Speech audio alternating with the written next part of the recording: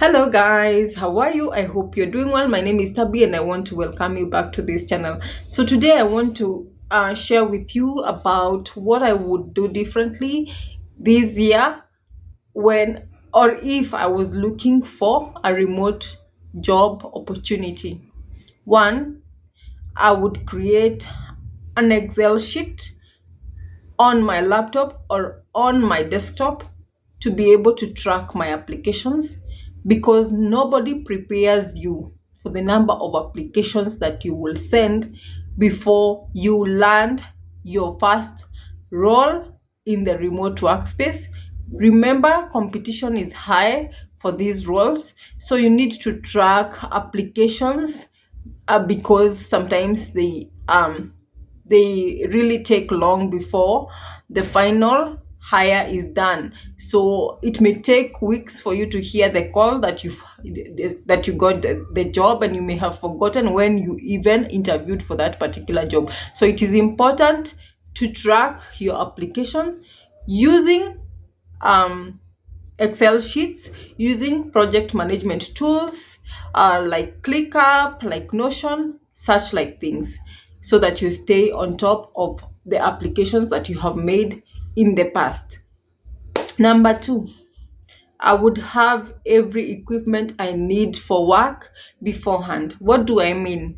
If you want to work in the remote space, in the remote workspace, you need to have a laptop, you need to have a desktop, you need to have headphones, you need to have perhaps a ring light if you're working from a place that is particularly dark, so that when you are doing your interviews on Zoom or on other platforms, you can be able to do them well and present yourself to your potential employer in the best way possible.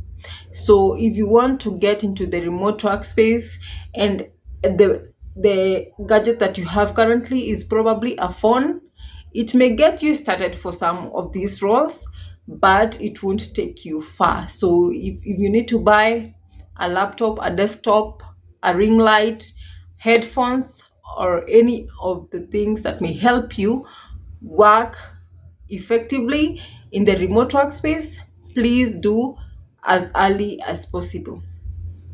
Number three, I would find a place, a corner in my home where I can work from, or get myself an extra room if my home has extra rooms. Because in your search for work, you may find your job really quick, and you may not have even time to set up the right equipments, because sometimes you may get a job really quickly, especially if you're networking effectively. You may get that job really quickly, so you need a place in your home where you can work from without any distractions. So please, if you're going to go into remote work, get somewhere where you can work without disturbances, maybe from people you're living with or from outside noises. So another thing I would do is just get myself some patience. If you want to buy patience, if it can be bought, please do. Patience is what you need to be able to work in the remote workspace. Why do I say so? You will need patience during the application process, because some of these roles take time before they make the final hire. So before they make the final decision to hire, they may take weeks, they may take even months sometimes, because these applications have to go through particular processes, or even they may be put on hold for some few weeks before you hear somebody calling you that they have made the decision to hire you. So if you are looking for a remote job, please be patient. Another thing that makes you be patient is because you will be applying with many people, along with many people for these particular roles. You will be applying for opportunities perhaps that require people from anywhere around the world. So that means people will be applying worldwide. So you need to be patient before, because hiring from a wide pool is not like hiring from a pool of 10 people. So be patient, and even if you go to the first interview and you are told to wait to hear back from the recruiter, please continue applying to other roles. Do not hold on to the word of the recruiter that they will be calling you. Just continue applying. They'd rather call you that they have given you a job while you're already interviewing for other roles. So you need patience, and you need a lot of it. Another thing that you would need in the remote workspace is to arm yourself with courses. Skills is what you need. If, like me, you're going back into the workspace after a long time without working, because for me particularly, I have been self-employed before I went back into the work environment, being employed, I would acquire skills through courses. So where do you acquire these skills? You can learn several courses for free on Coursera. You can learn several other courses for free on Udemy, on Skillshare, and other platforms that are online. And some of these can take from 2 weeks to 3 months, and some of these are very high paying courses. So if you need to upskill so that you can get onto the remote workspace when you're ready, please go onto these platforms and find these courses and do them. Let me mention particularly about things that I have researched about for whatever I was looking for when I was looking for courses. For virtual assistant courses, I have found that ALX has been taking people who are 18 to 35 through virtual assistance courses for free, and you get to have your certificate for free after the completion of your course. So if you need to become a virtual assistant or an administrative assistant, or what they could call an executive assistant, please look into ALX Africa, because they offer these courses for free and you get your certificate for free.